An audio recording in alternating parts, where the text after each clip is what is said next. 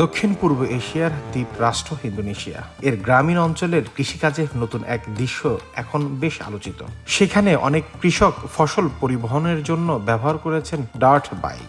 পাহাড়ি ও দুর্গম কৃষিজমি থেকে দ্রুত সময়ের মধ্যে ফসল বাড়িতে পৌঁছে দিতে পারে এই বিশেষ মোটরসাইকেল কৃষকদের কাছে হয়ে উঠেছে অত্যন্ত কার্যকর একটি মাধ্যম।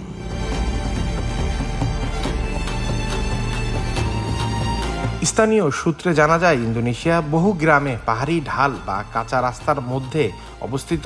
বর্ষাকালে এসব রাস্তা কাদায় ভরে যায়, ফলে ট্রাক বা বড় যানবাহন সহজে চলাচল করতে পারে না। এই সমস্যার সমাধান হিসেবে কৃষকরা শক্তিশালী চাকা ও হালকা কাঠামোর ডার্ট বাইক ব্যবহার শুরু করেছেন।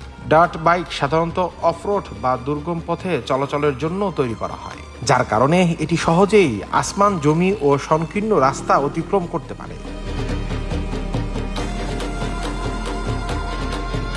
কৃষকরা জানান, আগে ফসল সংগ্রহের পর তার বাড়ি বা বাজারে নিতে অনেক সময় লাগতো। কখনো কখনো শ্রমিক ভাড়া করতে হতো বা গরুর গাড়ির উপর নির্ভর করতে হতো। এতে খরচ বাড়তো এবং সময় নষ্ট হতো। কিন্তু এখন ডার্ট বাইক ব্যবহার ফলে অল্প সময়ের মধ্যেই ধান, সবজি বা অন্যান্য কৃষিপণ্য বাড়িতে পৌঁছে দেওয়া হচ্ছে খুব সহজেই। ফলে ফসল নষ্ট হওয়ার ঝুঁকিও কমে গেছে।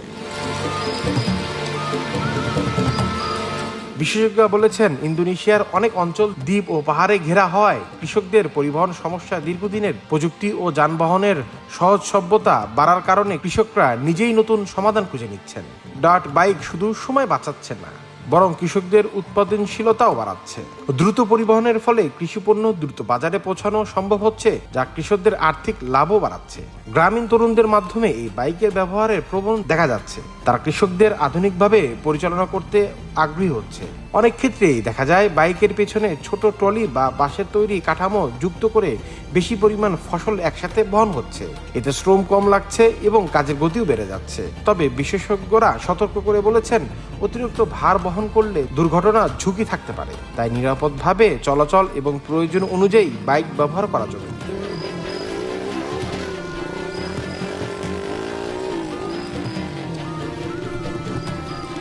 পাশাপাশি গ্রামীণ সড়ক উন্নয়ন হলে কৃষকরা আরো ভালোভাবে পরিবহন সুবিধা পেতে পারে। সব মিলিয়ে বলা যায়, ডার্ট বাইক এখন শুধু শখের যানবাহন নয়, বরং কৃষিকাজের গুরুত্বপূর্ণ সহায়ক হিসেবেও ব্যবহার হচ্ছে। ইন্দোনেশিয়া এর বিভিন্ন অঞ্চলে, ভবিষ্যতে অন্যান্য দেশেও কৃষকরা এ ধরনের দ্রুতগতি পরিবহন ব্যবস্থার দিকে ঝুঁকতে পারে বলে মনে করেছেন বিশেষজ্ঞরা। Desk report, recap news.